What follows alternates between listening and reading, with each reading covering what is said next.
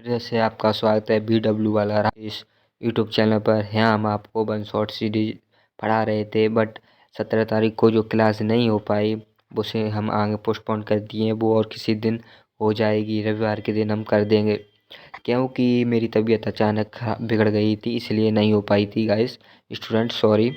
But आज जो हम फिजिक्स है, हमारी 18 तारीख को फिजिक्स पढ़ाई जाती है, तो आज हम फिजिक्स पढ़ेंगे। उसका फर्स्ट चैप्टर प्रकाश परावर्तन तथा अपवर्तन पढ़ेंगे। इसके हम दो पार्टों में डिवाइड करेंगे। आज पार्ट 1 का पढ़ेंगे, फिर अगले हफ्ते पार्ट 2 पढ़ेंगे इसका। ओके गाइस, अगर ये बड़ा चैप्टर है इसलिए हम पार्ट 2 में डिवाइड करके पढ़ेंगे। ओके, तो आपको दिख रहा होगा अपवर्तन फिजिक्स का फर्स्ट चैप्टर और क्लास 10 विज्ञान का 9th चैप्टर में है। ओके गाइस, तो आज हम स्टार्ट करते हैं। तो अगर आप हमारे चैनल पर नए हैं तो वीडियो को लाइक और शेयर कमेंट करें और चैनल को सब्सक्राइब कर दें। आप हमें सपोर्ट कीजिएगा। ओके गाइस, तो आज देखते हैं हम क्या पढ़ते हैं। आपको हाईलाइट दिख रहा होगा, हम किसी वस्तु को कैसे देख पाते हैं। तो हम किसी वस्तु को कैसे देख पाते हैं, तो ये पढ़ते हैं। वस्तु पर पड़ने वाले प्रकाश को वस्तु परावर्तित करती है। जब वस्तु पर प्रकाश पड़ता है तो वस्तु उसे परावर्तित कर देती है। यह परावर्तित कर जब हमारी आंखों से टकराती हैं, जब ये हमारी आंखों के द्वारा ग्रहण किया जाता है या टकराती हैं, तो ये परावर्तन वस्तु को आंखों के द्वारा देखने योग्य बनाता है। ओके गाइस, आपको समझ में आ गया होगा कि वस्तु हमें कैसे दिखाई देती है। अब नेक्स्ट, प्रकाश की किरण। तो प्रकाश की किरण है, जब प्रकाश अपने प्रकाश के स्रोत से गमन करता है तो ये सीधी एक सरल रेखा प्रकाश के स्रोत से चलने वाली इस रेखा को प्रकाश की किरण कहते हैं। ओके गाइस, में किरण हो गई। अब छाया देखते हैं। छाया, जब प्रकाश किसी अपारदर्शी वस्तु से होकर गुजरता है तो यह प्रकाश की किरण को परावर्तित कर देता है, जिससे उसे अपारदर्शी वस्तु की छाया बनती है। जैसे जब प्रकाश किसी वस्तु से होकर गुजरता है तो प्रकाश की किरण उसे परावर्तित कर देती है, उसी दिशा में वापस लौटा देती है, जिससे वह अपारदर्शी की वस्तु की छाया बनती है। ओके, तो देखते हैं आगे, प्रकाश का विवर्तन। यदि प्रकाश के रास्ते में रह की अपारदर्शी वस्तु अत्यंत सूक्ष्म हो तो प्रकाश सरल रेखा में चलने की अपेक्षा इसके किनारों पर मुड़ने की प्रवृत्ति दिखाता है। अगर वस्तु अत्यंत सूक्ष्म है, बहुत छोटी है, इस प्रभाव को प्रकाश का विवर्तन कहते हैं। आपको समझ आ गया होगा। अब प्रकाश का परावर्तन, ये मोस्ट इम्पोर्टेंट है, क्योंकि ये क्वेश्चन ये पेपर में आता है, 2 नंबर का क्वेश्चन आ जाता है। हमें डेफिनेशन लेके चित्र बनाना होता है। ओके गाइस, देखते हैं हम क्या है। तो देखो, जब प्रकाश की किरण किसी चमकीले सतह से या परावर्तक पृष्ठ से टकराती है, जैसे इसमें क्या गया है, जब प्रकाश की किरण किसी चमकीली, हमने मान लिया चमकीली है, या परावर्तक पृष्ठ से टकराता है तो यह उसी माध्यम में, जैसे प्रकाश की किरण है, ये प्रकाश की किरण है, उसी माध्यम पुनः मुड़ जाती है, तो ये उसी माध्यम में मुड़ जाती है, मुड़ जाता है, जिसे माध्यम में ये आता है। इस प्रक्रिया को प्रकाश परावर्तन कहते हैं। ओके गाइस, देखो, यही आपतित किरण आई, यही आपतित किरण, और परावर्तित किरण ये मुड़ गई, ये परावर्तन, इसमें आपतित किरण, ये अविलंब आ गया बीच में, ये परावर्तन कोण। ये आपको चित्र याद रखना है और ये डेफिनेशन याद रखना है। डेफिनेशन बहुत सरल है प्रकाश परावर्तन की। जब प्रकाश की किरण किसी चमकीले वस्तु से टकराती है तो उसी दिशा में वापस मुड़ जाती है, जिसे प्रकाश का परावर्तन कहते हैं, और चित्र बता देना है। 2 नंबर आपको मार्क्स मिल जाएंगे। आगे नेक्स्ट देखते हैं हम। नेक्स्ट हमारा क्या है, तो नेक्स्ट हमारा है, प्रकाश का परावर्तन हमेशा अपारदर्शी वस्तुओं से ही होता है। जब प्रकाश का परावर्तन होगा तो वो हमेशा अपारदर्शी वस्तुओं से ही होता है, जबकि प्रकाश का परावर्तन पारदर्शी वस्तुओं से होता है। प्रकाश का जो परावर्तन है वो हमेशा अपारदर्शी वस्तु से होगा, और जो प्रकाश का अपवर्तन है वो हमेशा पारदर्शी वस्तुओं से होगा। हम आगे पढ़ेंगे। प्रकाश के परावर्तन के नियम आपतन कोण परावर्तन कोण के समान है। I बराबर LR समान है, इक्वल है। ओके गाइस, आपतन किरण दर्पण के आपतन बिंदु पर अभिलंब और परावर्तन किरण सभी एक तल में होते हैं। आपको मालूम होगा, ऐसे एक तल में होते हैं सब। लंब भी एक तल में है, आपतित भी एक तल में है, परावर्तित भी एक तल में। ओके गाइस, परावर्तन का ये नियम गोलीय दर्पण सहित सभी पृष्ठों पर लागू होता है। जैसे ये प्रथम गोलीय दर्पण, उत्तल, अवतल, ये सब पर लागू होता है। गैस, परावर्तन 2 प्रकार के होते हैं, नियमित परावर्तन, विसरित परावर्तन। तो पहले हम पढ़ते हैं नियमित परावर्तन, फिर पढ़ेंगे हम विसरित परावर्तन। जैसे नियमित, रेगुलर रिफ्लेक्शन। तो देखते हैं ऐसी परिघटना जिसके कारण किसी माध्यम में से ऐसी परिघटना जिसके कारण किसी माध्यम में से जाता हुआ एक समांतर प्रकाश पुंज एक चिकनी पॉलिश की गई सतह पर टकराने के बाद इससे एक समांतर पुंज के रूप में किसी निश्चित दूसरी दिशा में निकलता है, इसे नियमित परावर्तन कहते हैं। जैसे ये एक समांतर पुंज आया और ये किसी एक निश्चित दिशा में निकल गया, तो इसे रेगुलर रिफ्लेक्शन कहते हैं, चिकना समतल पृष्ठ हो गया। नेक्स्ट है हमारा विसरित, अनियमित या विसरित। अनियमित, डिफ्यूज रिफ्लेक्शन, ऐसी परिघटना जिसके कारण किसी माध्यम में से जाता हुआ समांतर प्रकाश पुंज एक खुरदरे सतह पर टकराने के बाद प्रकाश को सभी दिशाओं में बिखरने के प्रभाव को विसरित परावर्तन कहते हैं। जैसे नियमित में हमारा था कि एक समांतर पुंज आया, चिकनी सतह से टकराया और समांतर दिशाओं में निकल गया, और इसमें कि एक प्रकाश पुंज आया और खुरदरी सतह से टकराकर अलग अलग दिशाओं में बिखर गया, तो इसे अनियमित परावर्तन कहते हैं। ओके गाइस, नेक्स्ट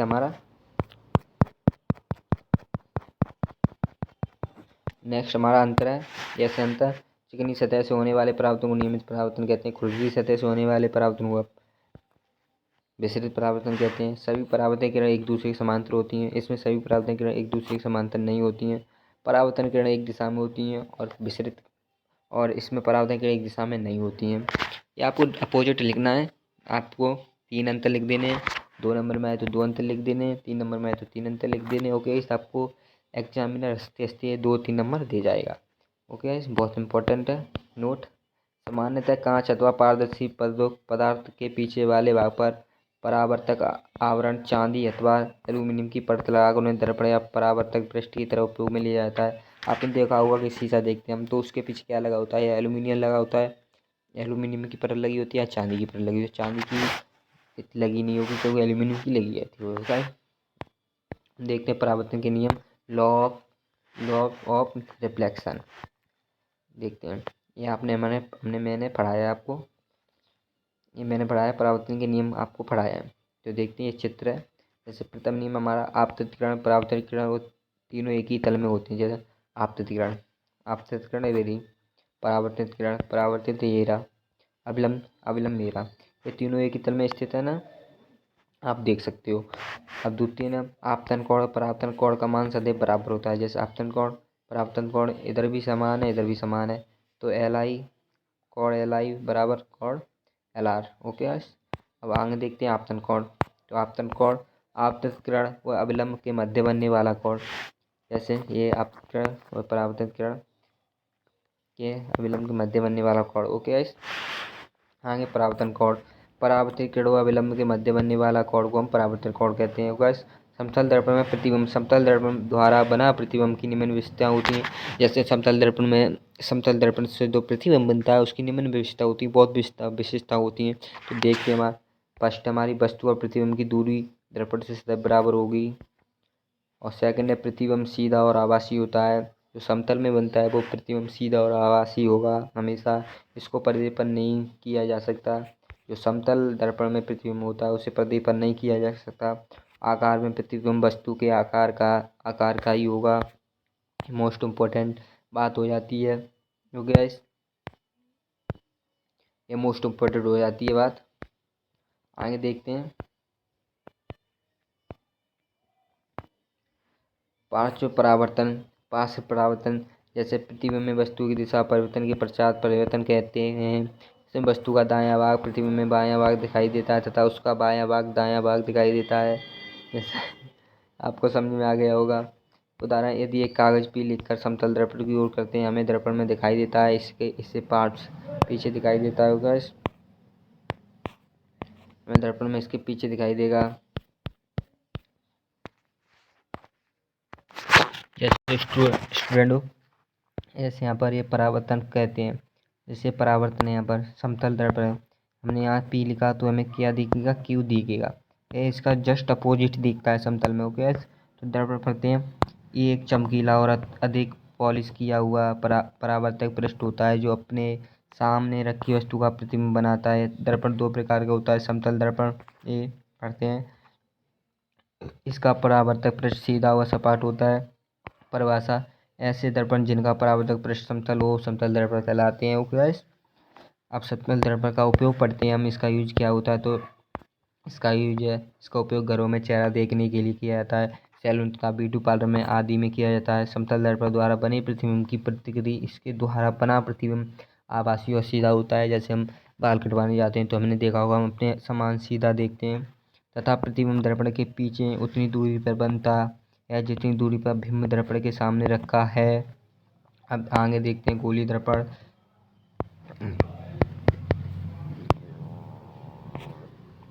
ये हम फर्स्ट पेज पे आ गए। गोलीय दर्पण देखते हैं, तो गोलीय दर्पण हमारा, इसका परावर्तक पृष्ठ वक्र मुड़ा हुआ होता है और गोलीय दर्पण का परावर्तक पृष्ठ अंदर की ओर या बाहर की ओर वक्रित हो सकता है। ओके, परिभाषा, ऐसे दर्पण जिसका परावर्तक पृष्ठ गोलीय होता है गोलीय दर्पण कहलाता है। इसकी वक्रता आधार पर गोलीय दर्पण दो प्रकार का होता है, उत्तल और अवतल गोलीय दर्पण। ऐसे दर्पण जिनका पृष्ठ गोलीय होता है गोलीय दर्पण कहलाता है। ये दो प्रकार के होते हैं, उत्तल और अवतल। उत्तल और अवतल। ओके गाइस, आगे देखते हैं, हम इनकी परिभाषा पढ़ते हैं उत्तल और अवतल की। उत्तल क्या है, अवतल क्या है, तो अवतल देखते हैं। जैसे अवतल दर्पण वह गोलीय दर्पण जिसका परावर्तक पृष्ठ अंदर की ओर, जैसे वह गोलीय दर्पण, ये हमारा गोलीय दर्पण है, जिसका परावर्तक पृष्ठ अंदर की ओर अर्थात गोले के केंद्र की ओर वक्रित और अवतल दर्पण कहलाता है। इसका परावर्तक पृष्ठ अंदर की ओर, ये अंदर की ओर है तो ये अवतल दर्पण है। ओके गाइस, आगे पढ़ते हैं। उत्तल दर्पण वह गोलीय दर्पण जिसका परावर्तक पृष्ठ बाहर की ओर वक्रित होता है उत्तल दर्पण कहलाता है, और ये हमारा उत्तल दर्पण है। देखते हैं इसके चित्र, देखते हैं। ये हमारा अवतल दर्पण हमने कहा था, ये अवतल दर्पण हमारा, और ये उत्तल दर्पण। ओके गाइस, देखते हैं वक्रता बिंदु या वक्रता केंद्र। गोलीय दर्पण का केंद्र बिंदु को वक्रता बिंदु या वक्रता केंद्र कहते हैं। इसे सी से प्रदर्शित करते हैं। आपको समझ गया होगा कि वक्रता केंद्र या वक्रता बिंदु को हम सी से प्रदर्शित करते हैं। जैसे ये रहा, दर्पण का सूत्र देखते हैं। गोलीय दर्पण के परावर्तक पृष्ठ के केंद्र को दर्पण का ध्रुव कहलाता है। दर्पण का ध्रुव,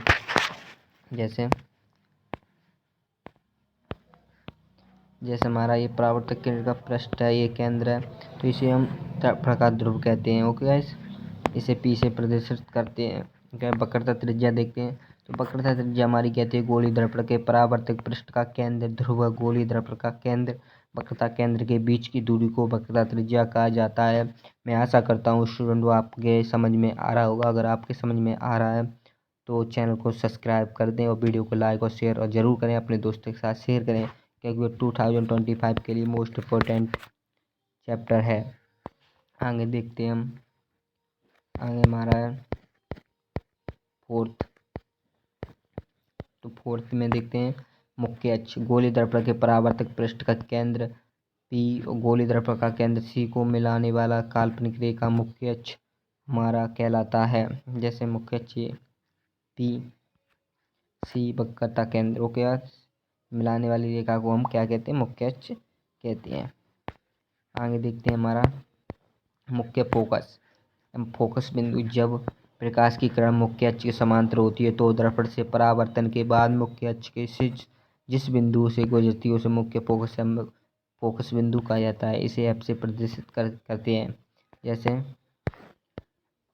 ये हमारा अवतल दर्पण मुख्य अक्ष, ये एफ मुख्य फोकस, अवतल दर्पण है, सी वक्रता त्रिज्या, ये केंद्र है। ओके, फोकस दूरी है गोलीय दर्पण के ध्रुव व फोकस बीच की दूरी को फोकस दूरी कहा जाता है। एफ बराबर पी वाई एम। ओके, आगे देखते हैं, अंतर पढ़ेंगे अब हम।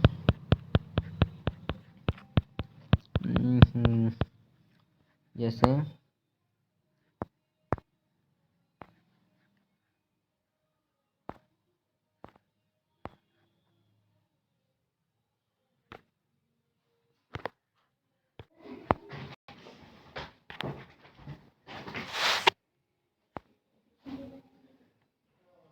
बच्चों भी आ गई यार।